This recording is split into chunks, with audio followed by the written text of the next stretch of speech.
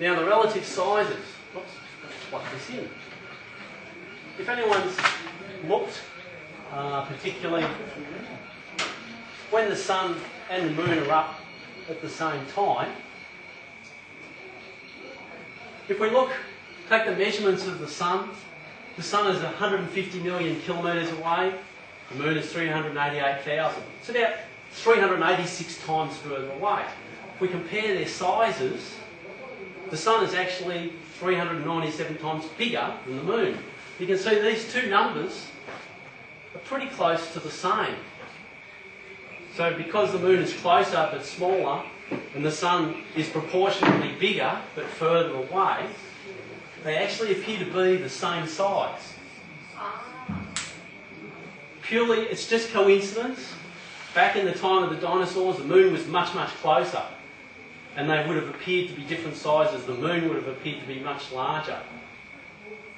And in many, many hundreds of thousands of years' time, the moon will continue to get further away, and the moon will appear to be smaller, and they won't appear to be much the same size. But because they're the same sort of size, what happens if the moon happens to pass directly in front of the sun? So unlike here where they appear to be different size, they'll actually appear to be, to us on Earth, exactly the same size. So if we darken our slide and we turn on our sun, there's our sun. Something we haven't seen much lately. And so if we've got the Earth here and the sun is, well, you have to imagine the Earth's over here and the moon is going around, as it goes directly in front of the sun, when it's directly in front, it will block the whole sun out because it will appear to be exactly the same size. If it was to travel above the top or across the bottom, you'll see part of the moon go past the surface of the sun. And we get what we call a total eclipse.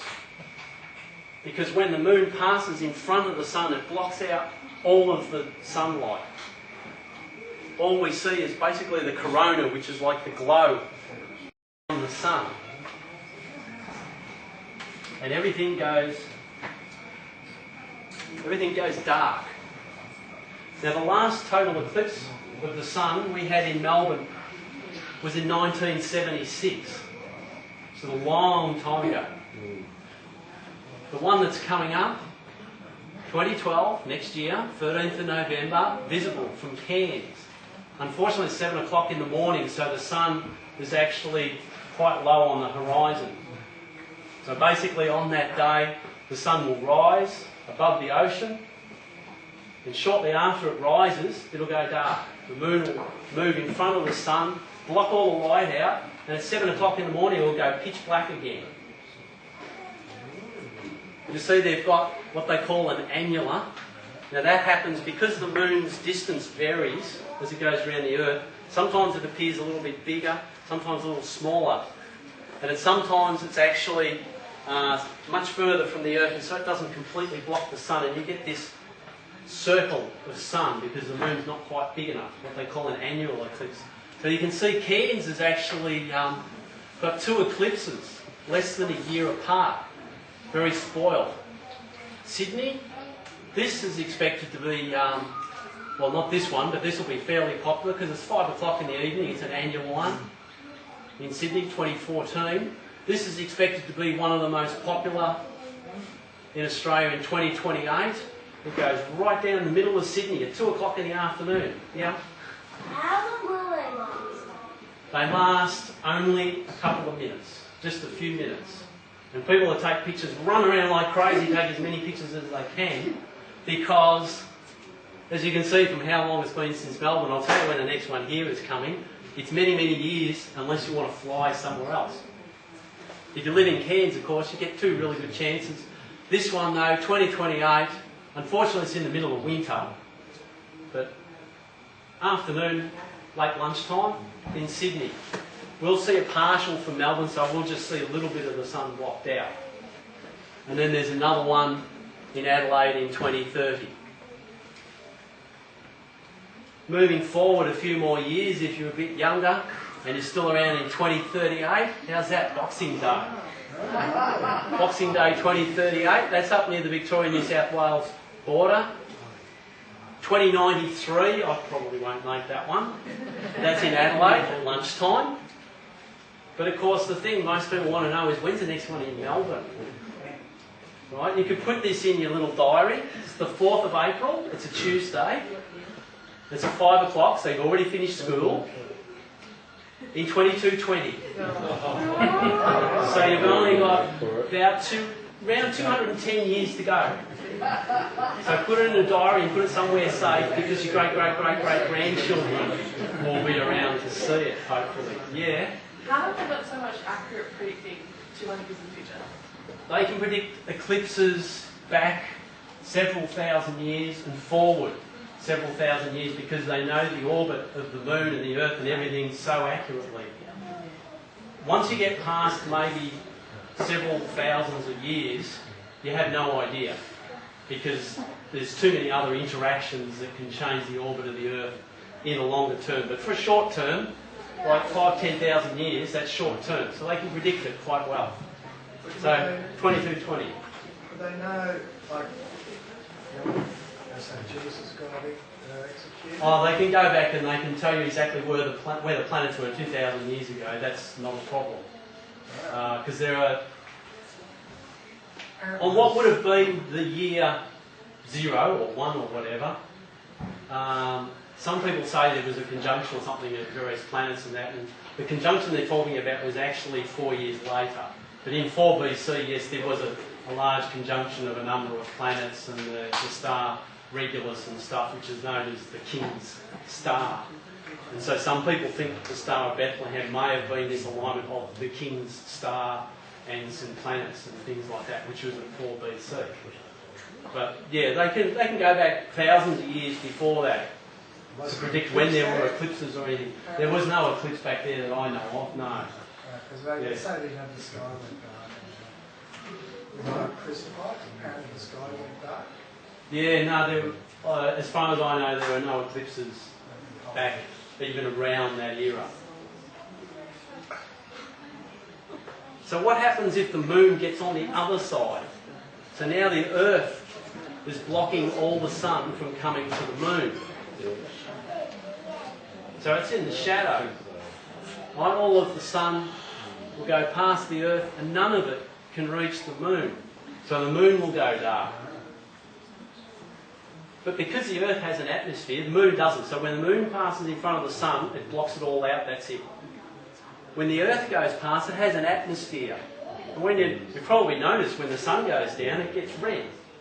That's because we have an atmosphere. It scatters the light. So you've got a part here that's partially blocked.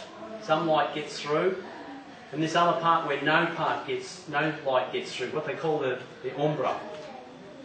And that's the darkest part, complete cover, which is the derivation, interesting, for the word umbrella, which is complete cover. Just a side thing. So as the sun comes through the edge of the atmosphere, it bends this light down. And so the red light actually gets bent down towards the moon. And so when you see an eclipse of the moon, it's actually red, not black. It can get very, very dark, but it still have a reddish colour because of the atmosphere. Now, lunar eclipses happen more often in one place because you've just got to be on the right side of the Earth. If there's a lunar eclipse in Melbourne, you can see it in Tokyo. It's visible from everywhere on the Earth. Now, the one that's coming up here, 11th of December 2011, it's a few days away, it's a Sunday. Unfortunately, 2:35 in the morning. Now, of course, you should realise that the 11th of December at 2:35 a.m. is the night of the 10th. So many people get caught out and they'll actually look at this at 2:35 a.m. on the night of the 11th, when it's not. So you go to bed on the 10th and this happens at 2:35.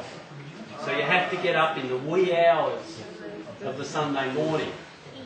And you'll see the moon go red. Like it did earlier, there was one back in the 16th of June. That was at 6 o'clock in the morning.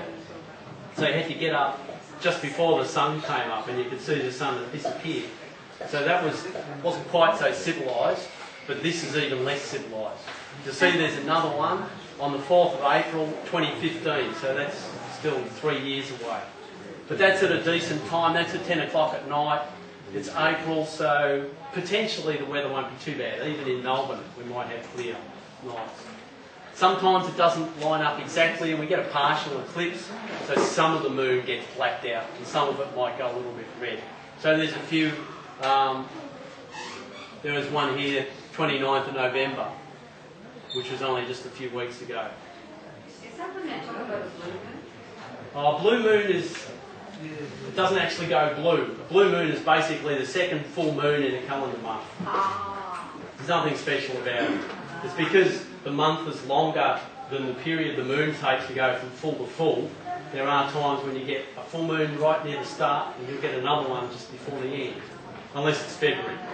You know, I don't think you can ever get a blue moon in February unless it's a leap year, because 28 days is not long enough. It misses by this much. So if we move on from the Earth and the Moon and everything, then we've got the planets. Anyone want to name a few planets? One per person. Neptune, Yes? Uranus, Yes? Yes? Saturn, Saturn? Any more? Jupiter. Jupiter? Yes? No one said Earth. Pluto. No, not Pluto. No? No, we're talking planets. Right, so you've got 8 planets and 5 dwarf planets. Whoops. We've got 8 planets and 5 dwarf planets. You'll see Pluto's not in here. We'll talk about that in a minute. Now all the planets orbit the Sun. And as they orbit, they get further away from the Sun, they get colder. And they also take longer and longer to go around. So we have the first planet, which is Mercury. Compared to the Earth, that's how big Mercury is. You can see it's bigger than the Moon, a little bit bigger than Australia, but still, compared to the Earth, it's quite small. Because that's the closest.